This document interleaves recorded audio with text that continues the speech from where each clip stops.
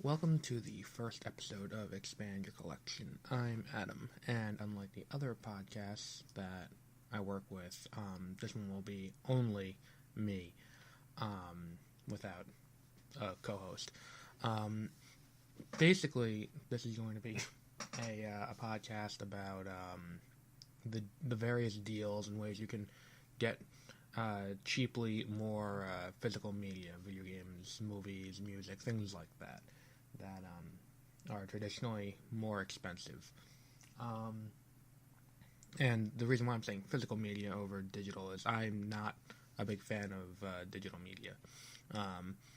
If you've listened to 30-minute reviews, you know that I have a little bit of an issue with the policies that are used on digital purchases, like if you buy a movie on Amazon or a movie on the PlayStation Network or anything like that, you run the risk of the company who you bought it from revoking your license, and then you have to buy it again. And it's just one of those things where, as we see things start to change, and as watching the video game industry alone, you can see how companies have been slowly trying to do less and less consumer-friendly things to try and get more money out of the buyer. It's better to secure what you can, in a sense. So that's why I don't only buy physical. Like for example, a few months back on 30-minute reviews, me and Peter reviewed Youngblood Hawk, which is a movie that came out in 1962, and as such, it was very difficult to get a physical copy of the movie that wouldn't cost over $20, and we would need to get it shipped, and it wasn't Prime eligible, and it would take days and days to get here. While Amazon Prime did offer the movie for $10 on digital. Now, it's a movie I was only going to watch once, and probably was never going to watch again at the time I bought it. So I was like, yeah, sure, why not buy it there? Especially at 2.5 hours for a drama. That's a little excessive. So I bought it digitally.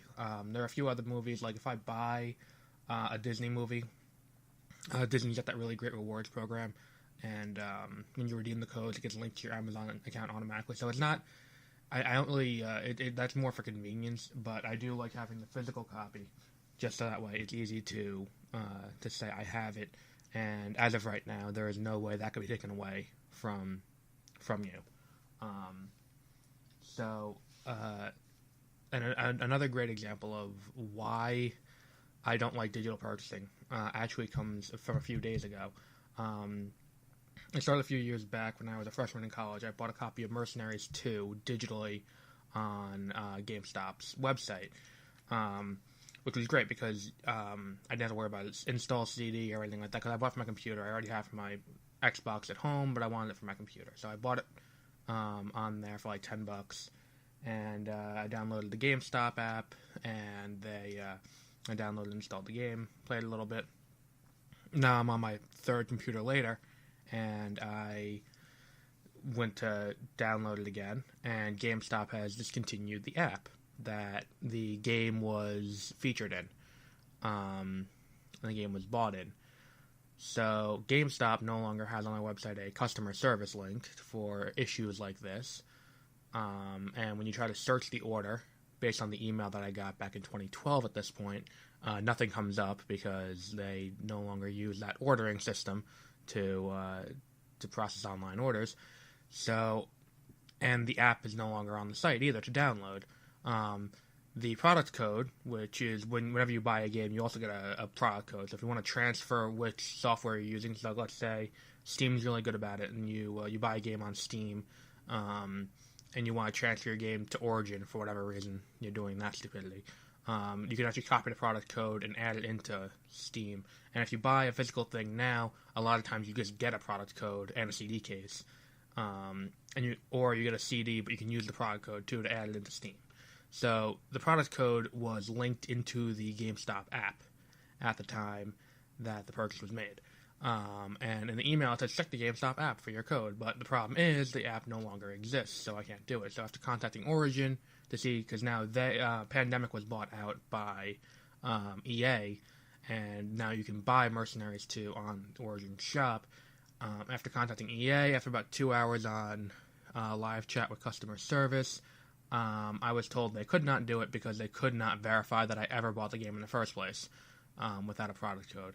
So, because of things like that, it's very hard to do. It's very hard to prove ownership once you buy something online. So that's why I prefer to buy physical.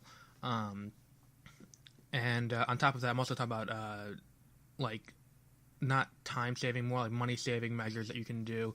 Various rewards programs that'll help you cut down on the upfront costs of buying physical media, because it may be the same price as digital, but if you don't buy it the first week, a lot of times it goes up. Like, for example, Dunkirk came out a few weeks ago. It's already back up to $25 for the Blu-ray, or $20 for the DVD, from 15 and or 17 and 22, which is the new standard rate for opening weekend. So there are things you can do. Not so much for movies, more for video games, but we'll get into that in another episode.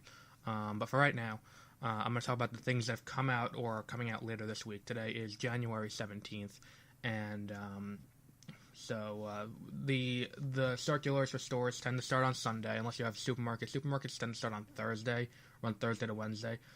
Other stores like Walmart, Best Buy, Target, they tend to go Sunday to Saturday. So the circulars have already started, but a lot of times they advertise the things that have not yet come out, just to make sure that everyone's aware of what's happening, so they can make sales. So this week there are 4 video games coming out, 2 of which have already come out. They came out on Tuesday. Street Fighter V, the Arcade Edition, for $39.99, and Rocket League, the Collector's Edition, also for $39.99. Now, the Rocket League Collector's Edition that came out for the Switch is a special Nintendo edition that has a Samus-themed car and other themed things to Nintendo. My issue with this is I don't know how good the infrastructure is for the Switch to do online play yet, and that's really the big appeal of Rocket League, is the online play. I love Rocket League, but if I were to do this, I would recommend, even if you have a Switch, I would wait on this, hold off, because it's going to go down. I feel like this is a game that they're going to reduce in price once the paid online comes in for Nintendo, down to $29.99, and if not, it's something that it's not going to go up from $39.99, and it's not on sale this week, so skipping it this week isn't a big deal. And you're better off if you don't already have Rocket League, buying Rocket League for the Xbox One or the PlayStation 4 in a physical edition, because the physical edition for those 2 consoles come with themed stuff from the Flash. And personally, if I had to choose between having like a Mario-themed car or a Samus-themed car and having Speed Force Lightning following my car, I'm going to pick the one with Speed Force Lightning, only because I love the Flash. So that's what I would do. But if you have a kid, or if you like Rocket League and you just want to get it for this console too, by all means, it's a great game. It's just going to be a little bit downscaled because the Switch can't handle what the PlayStation 4 and the Xbox One and the PC can.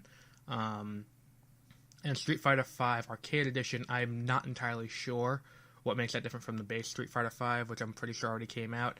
I feel like that might not be worth it unless you're a really diehard Street Fighter fan. But that's just based on what my personal feelings are. I'm not a big fighter game fan unless it's like a themed fighter like Smash or like a Dragon Ball game. I'm not going to go out and buy like a Street Fighter style game. Coming out on Friday, so 2 days from now, is Kirby Battle Royale for $39.99 and Digimon Stories Cyber Sleuth Hacker's Memory for $59.99. I have not played a good Digimon game in a very long time. So for $59.99, that's not a leap of faith I'm willing to make. While on the other side, Kirby Battle Royale is another Kirby game, and again, I haven't played a good Kirby game in a long time. So even for the 3DS, I would hold off on getting that until I see more reviews or what other people are feeling about that, because I don't want to just buy the Kirby game just to buy it day one. Like, the only Nintendo game I've bought day one in a while was Metroid Samus Returns, and that's a remake of Metroid 2. Only because I want to see how it feels out. So Best Buy's having a few deals on games this week. FIFA 18 is going to be marked down to $39.99. If you don't already have FIFA, maybe that's worth picking up if it interests you. But like all sport games, you can wait even longer and pick it up used at GameStop for about $5. That's what I did to get. Well, I had FIFA 16. FIFA 16 I got for like under 10. Because really, all of any EA sport game, with the except, I don't think 2K is an EA franchise, but if you look at like Madden, NHL, FIFA, all they really change in those games is the rosters and what's available on Ultimate Team. So if you don't play Ultimate Team, you're better off waiting till the off season to pick up one of these new games than you are getting it while the season's ongoing. And that's for both Xbox One and PS4. Borderlands: The Handsome Collection. If you haven't played any of the Borderlands games, you can pick that up for $15. Maybe that's worth it. I haven't played any of the Borderlands games. It's not really something that interests me. I'm not really a fan of that whole thing. I think the Handsome Collection is the base series, not the Telltale series. So for $15, that's not too bad, especially since it's down from $30. Now, the 3DS is having 3 big game sales. So instead of getting Kirby Battle Royale, I would get one of these games if you don't already have it. But odds are you already do. Mario Kart 7 is down to $19.99, and I love that game. New Super Mario Bros. 2 is down to $19.99 as well. That one's a little bit weaker than Mario Kart 7. And I'm not even a fan of the new 2D Mario side scrollers, because you can only play it so many times. Because I played New Super Mario Bros. I played New Super Mario Bros. Wii. I played New Super Mario Bros. Wii U. New Super Luigi U. I've played. It's the same thing every time. Like you change the power ups, but at its base, it's the same game. And it gets progressively easier as you play it. Super Mario 3D Land, which is the precursor to New Super Mario 3D World for the Wii U. This game's pretty fun. It's a 3D style platformer. But it's substantially more fun, and it's more difficult than New Super Mario Bros. 2.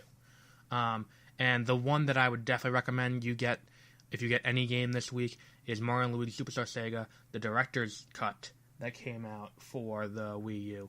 That game is fantastic. Everything's exactly the same, just with better graphics, with the exception of they replaced the Koopa Kids at the end of the game with the new ones that they use and everything. But I would definitely recommend you get that. That game is amazing, especially for $30. I paid $40, but I would definitely recommend you get that. Now, if we go with movies, the big release this week was Blade Runner 2049, which is the sequel to the classic movie Blade Runner with Harrison Ford. That movie is available on DVD, Blu-ray, and on 4K and 3D and Steelbook and any edition you can possibly want. They have an edition of Blade Runner 2049. Now, I'm a fan of when I buy a movie, I try to keep the editions the same. And what I mean by that is, if I buy, like, for example, John Wick. I bought John Wick on 4K because I got that for $15. Then, rather than getting John Wick 2 in DVD or in the Steelbook, I got it also in 4K, just that way the set matches. And I know that sounds neurotic, but it's just how I like to keep it organized. So there are a few exceptions to that. Like, I bought the Steelbook for The Flash Season 3 because there wasn't one for Season 1 and Season 2. And I had the Steelbook for Wonder Woman, but not have the Steelbook for any of the previous DC Extended Universe movies. I have the Fate of the Furious in 4K, but none of the previous Fast and the Furious movies in 4K. But for this, they sell a 4K version of Blade Runner at Best Buy as well. So if you do want that, you can get a 4K version of that, and you can also get 4K Blade Runner 2049. Now, there's also a Steelbook, which is a Steelbook and a 4K Steelbook. I think if you're gonna get the Steelbook, that's enough. You don't need to go full 4K for the Steelbook. And 3D, I think, has basically run its course at this point. I would like to be pleasantly surprised and see 3D make a big comeback in a big way. Maybe next year at the CES, someone come up with a TV you can see in 3D without having glasses. But at this point, 3D is basically out. And while I do own two 3D movies, three 3D movies, the likelihood of being able to watch them ever in the correct way is increasingly diminishing. So for this, if it were me, I would pick up the standard Blu-ray, because I own Blade Runner on Blu-ray as it is. There are three other things coming out this week, according to this. We have Happy Death Day, which is a new movie that seems like that one that came out last year, Before I Fall, where a girl keeps reliving her day over and over again trying to solve her own murder. The Snowman, which was that movie that everyone was hyped about for about 2 weeks, and then when the movie came out, everyone realized it was a complete dumpster fire. And then there's Better Call Saul Season 3, which I am way behind on and can't speak to, but I did love the first season of Better Call Saul. Now, if you don't already own an Xbox One S, this is my next thing from Best Buy. The Xbox One S 1 terabyte starter pack, which comes with 3 months of Live and 3 months of Xbox Game Pass, is $299.99.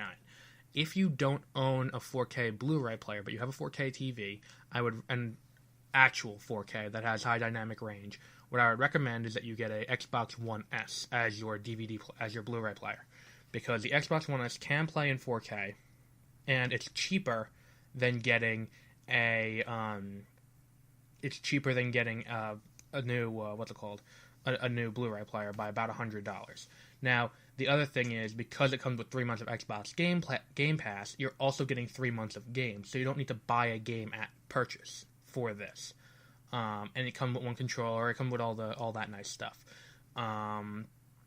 So basically, that's a good way to start out if you don't already own an Xbox One or own a 4K Blu-ray player, but want to get into watching 4K Blu-rays. So I would recommend the Xbox One S 1 terabyte starter pack as well. So I think that's where we're going to end it off for this week. Where we're basically... Now, the only reason I used Best Buy this week is because that was the only one I was able to find quickly. I wanted to start and get this show rolling. And basically, if Best Buy advertises... Best Buy is really good about advertising all the releases in a week in their circular, whereas, like, if there's... it's snowing out. If it's if there's something coming out, even if no one really liked it, they're still going to put it there and give it space. So that way people can, come out and buy it, because they don't want to be stuck with the overstock either. I've noticed that Walmart only really advertises the big things that everyone cares about. Like, they're going to advertise Blade Runner 2049, they're going to advertise Dunkirk, but they're not going to advertise the smaller ones. And then, but with Walmart, I've noticed you can get a wider selection of stuff no one wants that you can get anywhere else, except for maybe FYE. Like, yesterday I went to Walmart and I picked up, where is it? That's not the bag, it's the bag. I picked up a copy of this 2-pack. It's the Lou Ferrigno Incredible Hulk movies, where it's the Incredible Hulk Returns, which is the Hulk and Thor teaming up, but in the 70s TV show, and the Trial of the Incredible Hulk, which is the Hulk and Daredevil teaming up to fight Kingpin. So that's the what's it called? The general. Like, you can get better stuff at Walmart and rarer stuff. Like, I got the Gotham City serials for $10. I got the entire collection of Godzilla movies for $50. But you can, like, Walmart's got nice stuff like that. But for new releases, I really go to Best Buy. And don't use FYE for new releases. They're way expensive. So we'll end off there today. Tomorrow's episode, we'll talk a little bit about expansions, what other things you can do to... for rewards programs, and other ways you can save money. So until then, good luck finding this stuff.